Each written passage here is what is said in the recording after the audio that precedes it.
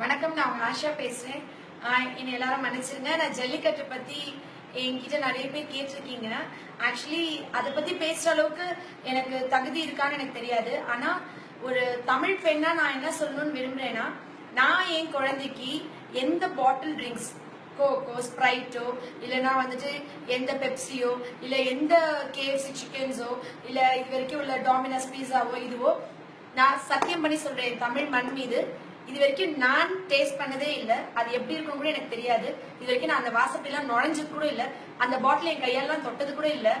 என்னோட பிள்ளைகளுக்கும் நான் கொடுக்க மாட்டேன்னு இன்னைக்கு சத்தியம் பண்றேன் உங்க எல்லாரும் முன்னாடியும். நீங்க எல்லாம் உங்க உடம்புல தமிழ் ரத்தம் ஓடுது அப்படின்னா நீங்களும் யாருமே இன்னி வரைக்கும் எதையுமே தொடாதீங்க.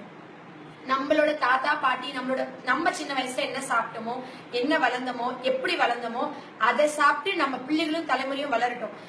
23 புலிகேசி படத்துல வடிவேல் சார் காமெடியா தான் சொல்லியிருப்பாரு. நம்ம மக்கள் வந்துட்டு தமிழ் பேர் இருந்தா போதும், மாட்டு கோமியத்தை கூட வாங்கி குடிப்பாங்கன்னு சொல்லிட்டு அக்கா மாலா, இந்த கப்சி அப்படின்லாம் சொல்லி பேர் வைப்பாங்க இல்லையா, இளநியும் பதனியும் ஒழிச்சிட்டு வெறும் அக்கா மலா கப்சின்னு சொல்லிட்டு காமெடி தான் சொல்லியிருப்பாங்க. ஆனா அதுல இருக்கிற கருத்து எவ்வளவு ஆழமா வேரூன்றி இருக்குன்றது நம்மளுக்கு புரியணும். நம்மளுக்குள்ள அந்த வெறி, அந்த வைராகியம், ஒற்றுமை இன்னைக்கு இதோட முடிச்சிட்டு நெக்ஸ்ட் திருப்பி அடுத்த பொங்கல் அப்ப நம்ம இதை பத்தி பேசாம நம்ம எல்லாம் அதே மாதிரி யுனைட்டடா எதையுமே நம்ம தொடலைன்னா விற்கவே முடியாது.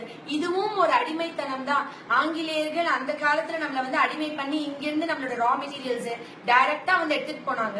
இப்ப அப்படி எடுக்காம அவங்க இடத்துலயே இருந்துட்டு இந்த சயின்டிபிக் அட்வான்ஸ்மெண்ட்ல ஆல்மோஸ்ட் நம்மள எல்லாம் முட்டாள்களாவும் அடிமைகளாகவும் மாத்திட்டு தான் போறாங்க. எனக்கு இன்னொரு கடமை இருக்கு, விழிப்புணர்வு ஏற்படுத்துறதுல. என்னோட தலைமுறைகளும் என்னுடைய இனத்த மக்களும் எல்லாருமே வந்துட்டு ரொம்ப ஸ்ட்ராங்கா இயற்கையான விஷயங்கள், கொய்யாக்கா தான் வந்துட்டு யுஎஸ்ல ஒரு ரிசர்ச் பண்ணி உலகத்திலே king of fruits, queen of fruits சொல்லிட்டு கொய்யால இருக்கிற சக்தி வந்து ஒரு ஆப்பிள்ல கூட இல்லைன்னு சொல்லி ரிசர்ச் பண்ணிருக்காங்க. 2 ரூபாய்க்கு ரோட்டோர வித்துக்கிட்டு இருந்த கொய்யாக்காவை வேக்ஸ் பண்ணியோ பதப்படுத்தியோ விற்க போறது இல்லை.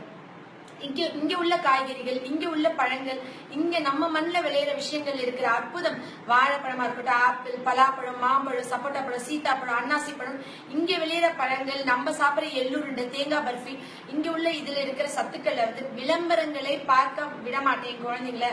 அவங்களுக்கு அது இன்ஃபுளுயன்ஸ் ஆக விட மாட்டேன். ரிப்பீட்டடா ஒரு விஷயம் பார்க்கறத என் குழந்தைங்க அதை கேட்கறாங்க, அதெல்லாம் நான் பண்ண மாட்டேன். நான் வெளிநாட்டு பொருட்கள் எல்லாத்தையுமே கதர் என்னைக்கு கட்டணும்னு சொல்லி நம்ம மகாத்மா காந்தி அவங்க சொன்னாங்களோ, அதே மாதிரி இன்னைக்கு நான் என் நாட்டில் என்னுடைய வீட்டுல விளையிற பொருட்களை வச்சுதான் சாப்பிடுவேன் அப்படின்ற ஒரு வைராகியமும் வெறியும் குறிக்கோளும் நம்மளோட எல்லார் மனசுலயும் இருக்கு.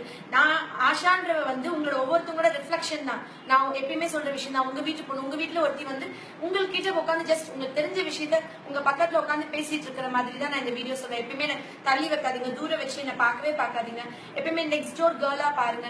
அந்த மாதிரி நம்மளுக்கு தெரிஞ்ச விஷயத்த, இப்ப அஸ்வினுக்கு தெரியாத விஷயத்த நான் தலையில கொட்டி சொல்லி கொடுக்குற மாதிரி தான். இது நல்லது, இது கெட்டதுன்னு நம்ம படங்கள்ல, டிவில இல்ல இதுல பார்த்து இப்படி ஒரு விலங்கு இருந்துச்சு, இது எனக்கு வாட்ஸ்அப்ல வந்தது, இது வந்துட்டு நம்மளுடைய பசுமாடு, இது நம்மளுடைய காளமாடு, காங்கேயம் காளைன்னு சொல்லி டிஃபரன்ஸ் பண்ணி அந்த மாடுகள் எப்படி இருந்ததுன்ற போட்டோஸ் அதை பார்க்கும்போது அப்படியே வயிறு எரிஞ்சதுன்னு சொல்லணும். ஒவ்வொரு நம்மளுடைய இதை வந்து நம்ம போராடி சண்டை போட்டு கேஸ் போட்டு பிச்சை எடுத்து ஒருத்தவங்க கிட்ட கெஞ்சி என்னோட உரிமையை நான் வாங்க வேண்டிய அளவுக்கு அவலத்துல கொஞ்சம் கொஞ்சமா அடிமையாயிட்டு தான் வந்துட்டு இருக்கேன் அப்படின்றத எல்லாருமே உணர்ந்து கம்ப்ளீட்டா அதை அவாய்ட் பண்ணிட்டோம்னா அவனுக்கு விற்பனைக்கு வேலையே இல்லை. அவனால விற்கவே முடியலன்னா அவன் இங்க வந்து கால் வைக்க முடியாது. அந்த மாதிரி என்னைக்கு வெளியேறுன்னு சொன்னமோ அந்த மாதிரி என்னோட உரிமைகள், எனக்கு எது சரி தப்புன்னு தெரியும், எனக்கு எது நல்லது கெட்டதுன்னு தெரியும். ஒருத்தவங்க போட்டிருந்தாங்க ஸ்டேட்டஸ், என்னோட ஃப்ரெண்ட் யாரோ ஒருத்தவங்க டாஸ்மார்க்ல வந்துட்டு குடியை கெடுக்கும், இது உடல் நலத்துக்கு கேடு அப்படின்னு எழுதி வச்சுட்டு விக்கிறோம் இல்லையா. அந்த மாதிரி ஜல்லிக்கட்டு மாடை அடக்கினால் அது உங்களுக்கு உடலை குத்தி விடும், அதனால உங்க உயிருக்கு ஆபத்து ஏற்பட்டு விடும், நீங்க வந்து பிடிக்காதீங்க அப்படின்னு நாங்க மாட்டு மேல எழுதிட்டு ஓட விடுறோம். அந்த அளவுக்கு முட்டாள்தனமா சில விஷயங்கள் நம்ம அடிக்ட் ஆகி நம்மளுடைய லைஃபே தொலைச்சிட்டு இருக்கோம். நம்மளுக்கு தேவையான நம்மளோட ரேஸையும் நம்மளுடைய தலைமுறையும் நம்மளோட ஜீனிய கூட நம்ம இன்னும் கொஞ்ச நாள் அழிஞ்சிருவோமோ அப்படின்னு ஒரு பயம் இருக்கு. உலகத்துக்கே புத்தி சொல்லக்கூடிய, பல மொழிகள்ல டிரான்ஸ்லேட் பண்ணக்கூடிய திருவள்ளுவரும் ஔவையாரும் வாழ்ந்த மண்ல இன்னைக்கு நம்ம வந்துட்டு இன்னும் நம்மள வழி நடத்த ஆள் இல்லாம நம்மள மிஸ்கைட் ஆயிட்டு போறோமோன்றது நினைக்கும் போது நிஜமாவே அப்படியே நெஞ்சு வலிச்சு ரத்த கண்ணீர் வருது.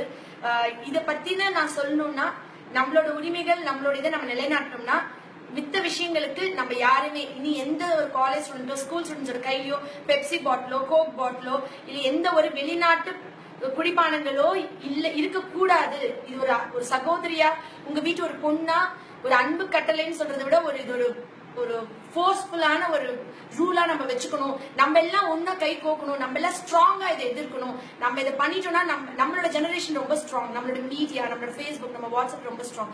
நம்ம இதை ஸ்ட்ராங்கா பண்ணோம்னா இது நமக்கு நடக்கும். நம்மளோட உரிமைகளை நம்மளே நிலைநாட்டிக்கலாம் அப்படின்னு தெரிவிச்சுக்கிறேன். நான் இதை பத்தி எதுவுமே ப்ரிப்பேர் பண்ணிட்டு வரல. I'm sorry. அதனால என்னால ஜல்லிக்கட்டுக்கான கரெக்டான ஹிஸ்டரி அந்த லிங்க்ஸ் எல்லாம் என்னால உங்ககிட்ட பேச முடியல. நிச்சயமா நான் தனி வீடியோவா அதை போடுறேன். நன்றி.